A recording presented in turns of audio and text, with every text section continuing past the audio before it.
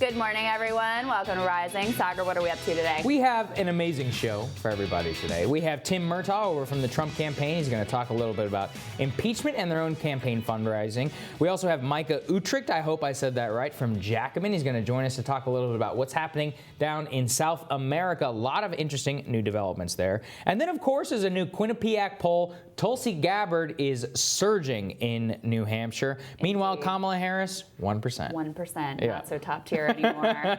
Also, we're following today, the Supreme Court is going to hear arguments in this case around DACA. Now, this is a little bit confusing, so let me just lay out some of the facts here. So you'll recall, back in 2012, President Obama, through executive action, created the DACA program, allowing young people who had been brought to the U.S. to basically stay.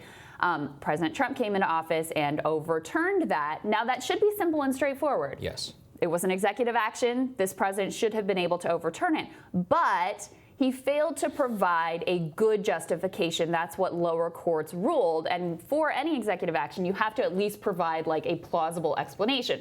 So they didn't do that. So that's why this is at the Supreme Court. Now, there's basically three directions this could go in. One is they could uphold the lower court rulings and basically say, look, you got to go back and come up with a better justification here. Mm-hmm. Two, they could say, no, you did good enough. DACA can go based on what you've said already. Three, they could issue a broader ruling that would say that the DACA program was illegal and unconstitutional to start with, which is, you know, the big thing that conservatives are hoping for, but I think is kind of a long shot at this point. It's possible. The best case scenario is they kick it down to the lower court. You have to come up with the justification.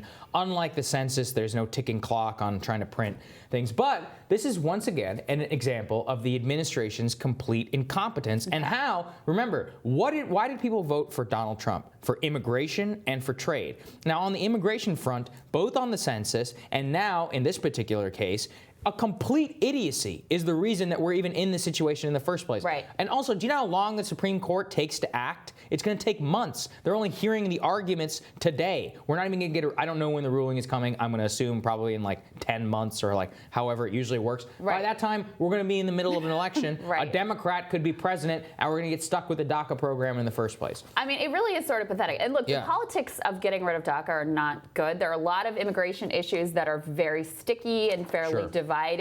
This one is not. This one is DACA is incredibly popular if you just do the polling. But to your point, this was something the president ran on very clearly. He did it because part it was of his leverage. mandate. Here we are coming towards the end of his term, and even the most basic gimme completely within his control, he is completely whiffed on. And that's what bothers me the most, which is that, and they even talk about this, all the administration had to do was justify that as a policy change they were going to rule out DACA. Instead, what happened is that they had the Attorney General provide legal guidance that the program was unconstitutional and illegal in the first place. So now the legal merits of the DACA program are going to SCOTUS, when previously all they had to do was provide a policy justification for why they were changing course. Now look, John Roberts has already screwed them on the census. We already know which way he looks whenever it comes to, I think it's something about capricious actions that can harm people based on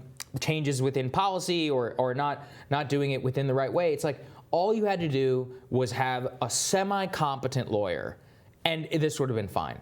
And instead, now we're in this situation, the DACA program remains. DACA was the only leverage that the administration had to actually force Democrats to do anything on the legislative front. That's gone. Guess what? Nothing's happened. Well, and exact same system. I wouldn't say Robert screwed them. It seemed to me from my reading of those arguments and what the decision was that he was looking for any justification to be able to give them what they wanted, but their arguments were so pathetic and thin, and they told one group something and another group something else, and then they lied about it, that you could not credibly say that they provided a good justification.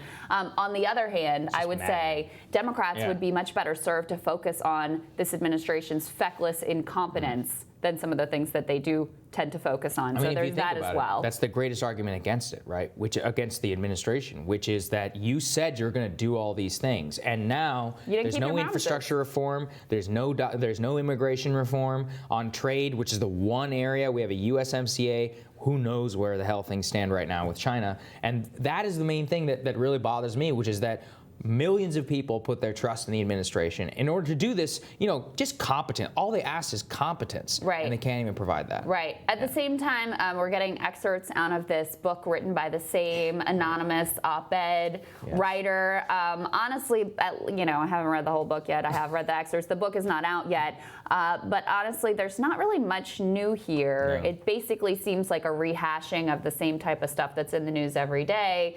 The administration is sort of a mess. It's disorganized. People are out for themselves. The president is lawless. It's again, haven't seen anything yet that is different. And look, I think it's fundamentally an act of cowardice to put this out without putting your name on it. Yeah, I do. It absolutely is an act of cowardice. And it's funny, Nate Silver actually had a great tweet where he was like, this reads like something that some angry dude on the couch also could have written. Like, there's nothing in here that was just particularly new, other than this whole thing about Mike Pence and the 25th Amendment. I mean, who knows if that's even true, right? Like, there's no actual fact-checking that goes into these ridiculous books. I mean, how are you supposed to fact-check something you don't even know who the person is? I do not doubt that Mike Pence wants to be president, though. That I do not doubt. Okay, sure, but I don't think he wants to do the 25th Amendment. Anyway, all I'm saying is the whole book is absolutely ridiculous. It's a media circus. The way that this thing was hyped up in the very beginning, it was like a cabinet official. I think at this point we know that it's not a cabinet lower official. Level person. It's probably some lower level C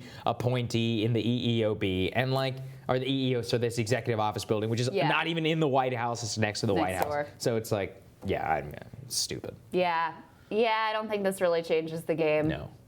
All right, we'll tell you what's on our radars next.